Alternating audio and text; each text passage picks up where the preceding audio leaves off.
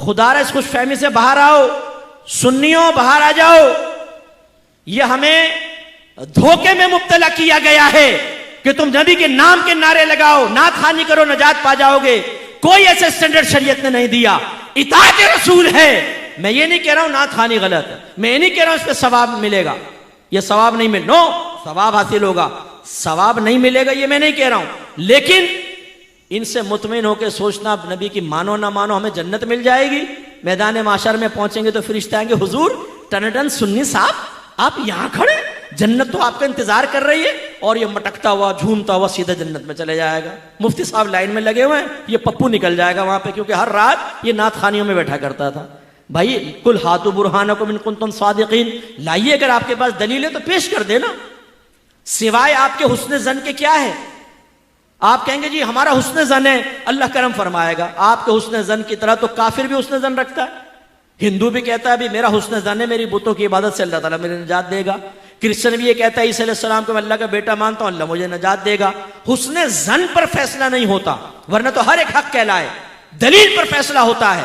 آپ مجھے دلیل دیجئے کہ آپ نماز نہ پڑھیں، آپ جھوٹ بولیں، آپ غیبتیں کریں، آپ لڑکیوں کے پیچھے بھاگیں، آپ فحاشی کریں، آپ گندی گالیاں بکیں، آپ ہیروئن پئیں، آپ سگریٹیں پئیں، آپ نشہ کریں، آپ ماں باپ کی آنکھوں میں آنکھیں ڈال کر بدتمیزیاں کر کے ان کو ان کی کمزوریوں کا احساس دلائیں، اور صرف نعت خوانی میں بیٹھے آپ کو نجات مل جائے گی. لائیے دلیل اس پہ پیش کیجئے. میں یہی بیٹھا ہوں، لاؤ دلیل لے کر آؤ یہاں پر کہ آپ کا جلوس نکالنا آپ کو نجات دے دے گا، لائٹنگ کرنا آپ کو نجات دے دے گا. غلط. اگر کسی نے آپ کو ذہن بنایا ہے، کسی نعت خوان نے ذہن بنایا ہے کہ آپ سرکار کی محفل میں بیٹھے ہیں اور جو سرکار کی محفل میں آتا ہے سرکار بروز قیامت اس کو سینے سے لگا کر جنت میں لے جائیں گے، آپ کے اوپر واجب ہے آپ اس نعت خوان کو بعد میں روکیں اور کہیں اس پہ دلیل پیش کرو. ٹھیک ہے ہم تمہاری بات مانتے ہیں. نہیں مانتے مفتی صاحب کی بات، وہ ڈانٹ کے چلے گئے، سخت لہجے میں گفتگو کی. تم نے بڑی پیاری بات کہی، لاؤ دلیل دو. جب تک نعت خوان دلیل نہ دے بند کر لینا اس کو گھر کے کمرے میں. بولنا کہ نہیں جانے دیں گے. تم نے کیسے دھوکے میں مبتلا کیا؟ تم نے ہمیں نمازوں سے دور کر دیا، تم نے تقوی سے دور کر دیا. حرام کھا کھا کر نعت خوانیوں میں آ کر بیٹھ کر ہم سمجھتے نجات ہو جائے گی. کیسے ہو جائے گی؟ جو حرام مال کے ساتھ حج کرے نبی کریم فرماتے ہیں اللہ اس کا حج قبول نہیں کرے گا. ایک روایت میں فرمایا ایک شخص ہاتھ اٹھا کر اللہ کی بارگاہ میں دعائیں کرتا ہے، گڑ گڑا کر دعا کر رہا ہوتا ہے، لیکن اللہ تعالیٰ اس کی دعا کیسے قبول کرے؟ اس لیے کہ اس کے جسم پر حرام ہے، اس کے پیٹ میں حرام ہے، تو اللہ کیسے اس کی دعائیں قبول کرے گا؟ یہ آپ کی شریعت یہ ہے. ہمیں خوابوں میں مبتلا کیا گیا ہے. جلوس نکالو نجات ہے، لائٹنگ کرو نجات ہے، تیجے 40ویں کرو نجات ہے، 11ویں کرو نجات ہے، تم بروز قیامت آؤ گے سرکار تمہیں بخشوا لیں گے. یقیناً میرے آقا شفاعت کریں گے، انکار نہیں. لیکن جب ایمان بچا کر لے گئے تو ایمان بچا کر لے گئے تو ایمان ضائع ہو گیا گناہ کر کر کے، پھر تو کافروں میں پھر شفاعت نہیں. اور فرض کر لیں ایمان بچا کر لے گئے اور گناہوں بھری زندگی گزاری، سرکار نے شفاعت فرمائی، یہ یقین لے کر گئے، یقین رکھیں اس کا انکار نہیں. لیکن کیا یہ بہت بڑی بے مروتی نہیں ہوگی کہ ہماری ہر طرح کی گندگی کے باوجود سرکار میدان معاشر میں سینے سے لگائیں؟ کیا پھر ہمیں نبی کریم کے ساتھ یہ رویہ رکھنا چاہیے؟ صرف اس بھروسے پہ کہ سرکار ہمیں بخشوا لیں گے ہم ان کی نافرمانی کرتے چلے جائیں؟ غلط بات ہے. میں آپ ہی سے پوچھ لیتا ہوں، ایک باپ ایک ماں اپنے بچے کو پال کر جوان کریں، انہیں اچھی نوکری دلوائیں، ایک گھر ان کے نام کر دیں، ٹویوٹا کرولا کی چابی دیں، باپ ہر مہینے 50,000 کی گڈی اس کے ہاتھ میں رکھے، اور پھر ماں باپ اپنے کہیں بیٹا ہمارا کہنا مان، یہ کر وہ کرو، کہ میں کچھ نہیں کرتا ہوں. چلو پھر جب آپ اس کو سمجھائیں کہ یار ایسا نہیں کرو، ماں باپ وہ کہے یار میں ایسے ہی کہہ دیتا ہوں، کل جاؤں گا نا دیکھا پھر میں باپ راضی ہوں گے. کیا کہیں گے ایسے بیٹے کے بارے میں؟ یار تمہیں شرم نہیں آتی؟ تم پر اتنے ماں باپ نے کرم کیا اور تم صرف یہ سوچ کر کہ ہر طرح کی بدتمیزی کے جواب میں پھر بھی ماں باپ سینے سے لگا لیں گے، تم ان سے معافی مانگنے کے لیے تیار نہیں ہو، اپنی حالت سنوارنے کے لیے تیار نہیں ہو. کیسے آدمی ہو تم؟ کہیں گے نہیں کہیں گے. اب آپ اور میں آئینے میں اپنے آپ کو دیکھیں نا. یہ میں اسی لیے دل جلاتا ہوں جتنے نعت خوان جن کو آپ نے دین کا ٹھیکیدار سمجھا ہوا ہے نا کہ یہ ہمیں جنت تک پہنچائیں گے، ان سے آپ شرعی مسائل معلوم کر لیں، ان تک کو پتہ نہیں ہوگا، ان کے گھر میں ان کے ازواج کو پتہ نہیں ہوتا ہے. سب کی بات نہیں کر رہا ہوں لیکن اکثر کو میں جانتا ہوں.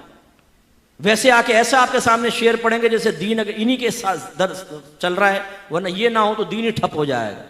تکبر کا عالم یہ ہوتا ہے کہ بڑے نعت خوان وہ کبھی آپ نے نہیں دیکھا ہوگا کسی عالم کا ہاتھ چومتے ہوئے، اتنے متکبر ہوتے ہیں. یہ یاد رکھیں، نعت خوانی فی نفسی کوئی کمال کی بات نہیں. میں دلیل سے کہتا ہوں، دعویٰ کرتا ہوں، پورا قرآن پوری حدیث، ایک آیت ایک حدیث لے آئے جو نعت خوان کے فضائل پر مشتمل ہو، لے کر آئیں. میں بولتا ہوں، چیلنج کرتا ہوں آپ کو، میں عالم دین کے اوپر فضائل کے اوپر آپ کو سینکڑوں آیات حدیثیں پیش کر سکتا ہوں. نعت خوان پر ایک پیش کریں آپ کہ نبی کریم نے فرمایا جو نعت خوانی کرے گا، نعت پڑھے گا. اور بولتے کیا ہیں؟ سرکار نے مجھے اپنی نعت کی خدمت کے لیے منتخب کر لیا ہے. اچھا بھائی لا دلیل دے. خواب میں آئے تھے سرکار، یا تجھے ٹیلی فون کیا تھا، یا کسی کے ذریعے پیغام پہنچایا تھا کہ تو اس خدمت پہ مامور ہو جا؟ کس نے کہا تھا؟ وہ آپ کو متاثر کرنے کے لیے. اور ہم بعض اوقات عالم اور نعت خوان کو بالکل برابر کا درجہ دیتے ہیں، بلکہ بعض اوقات تو نعت خوان اوپر ہو جاتا ہے، عالم نیچے ہوتا ہے. آپ کی مسجد کا امام وہ اگر بیٹھا ہو اور ایک مشہور بڑا نعت خوان آ کر بیٹھے، آپ کا امام حقیر ہوگا، چاہے وہ عالم دین ہو. وہ نعت خوان کو بڑا صوفہ دیا جائے گا، امام صاحب سائیڈ میں بیٹھے ہوں گے. یہ تقسیم کس نے کی ہے؟ یہ نعت خوانی کو اتنا اوپر جو آپ نے چڑھا دیا ہے. جو ریاکارانہ، بعض نعت خوان ریاکارانہ نعت پڑھتے ہیں، پیسے کے لیے نعت پڑھتے ہیں.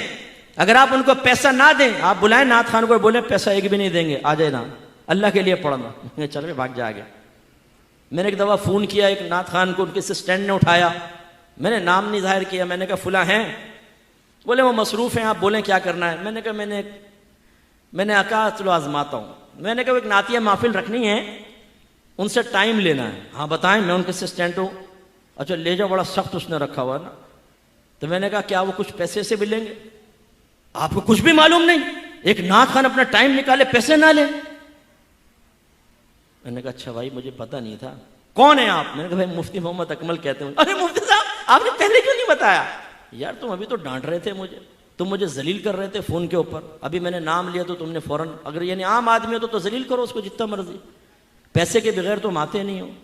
پیسے لے کے استنجا خانے میں جا کے لفافہ گنتے ہو کتنے پیسے دیے، کم ہوتے ہیں تو آ کے لڑنا جھگڑنا شروع کر دیتے ہو. ان کو کوئی ثواب نہیں ملے گا جو پیسے کے لیے پڑھے. کسی نعت خوان پہ بدگمان بھی نہ ہو. معذاللہ میں پرٹیکولر کو نعت خوان کا نہیں کہہ رہا ہوں، لیکن میں ان لوگوں کے درمیان بڑا رہا ہوں. یو کے میں نے کتنے سفر کیے ہیں، یہ گاڑی میں سوتے رہتے ہیں نماز نہیں پڑھتے، جہاز میں سوتے رہتے ہیں نماز نہیں پڑھتے، لیکن وہاں جا کے جب نعت خوانی کریں گے اوئی ہوئی ہوئی ہوئی، لگتا ہے پورا دین کا درد ان کے اندر آ گیا، روئیں گے اور یہ اور رلا دیں گے پبلک کو، اور نماز پڑھیں گے نہیں. یہ نہیں کیا کر رہے ہو؟ اور آپ نے ان کو ہیرو بنایا ہوا ہے. جو باشرہ نعت خوان ہو اللہ کے لیے پڑھے، ان کی شناخت پہچان کو اتنی مشکل نہیں ہوتی، ان کو عزت ضرور دیں، کسی پہ بدگمانی بھی نہ کریں. لیکن میں آپ کو جو بات سمجھانا چاہ رہا ہوں وہ یہ کہ آپ اگر صرف اس خوش فہمی کی دنیا میں نعتی اشعار سن کر گم ہو گئے تو یاد رکھیں اس کا انجام بڑا دردناک ہے. معیار بنائیں اپنے نبی کی تعلیم کو، معیار بنائیں صحابہ کرام کو.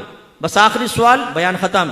یہ بتائیں کسی صحابی نے ایسا کیا کہ انہوں نے سارا دن نعت خوانی کی ہو، ساری رات نعت خوانی، اور بیٹھے بیٹھے سرکار کے یا رسول اللہ یا رسول اللہ یا رسول اللہ یا رسول اللہ کے تسبیحیں پڑھی ہوں اور نعرے لگاتے ہوں باہر نکل، غلام یہ رسول میں موت بھی قبول ہے، لیکن پھر نہ نماز پڑھی، نہ روزہ رکھا، نہ قرآن کی تلاوت، نہ جہاد پر گئے، نہ جماعت سے نماز پڑھی، اور وہ معذاللہ گناہوں میں لگے رہے.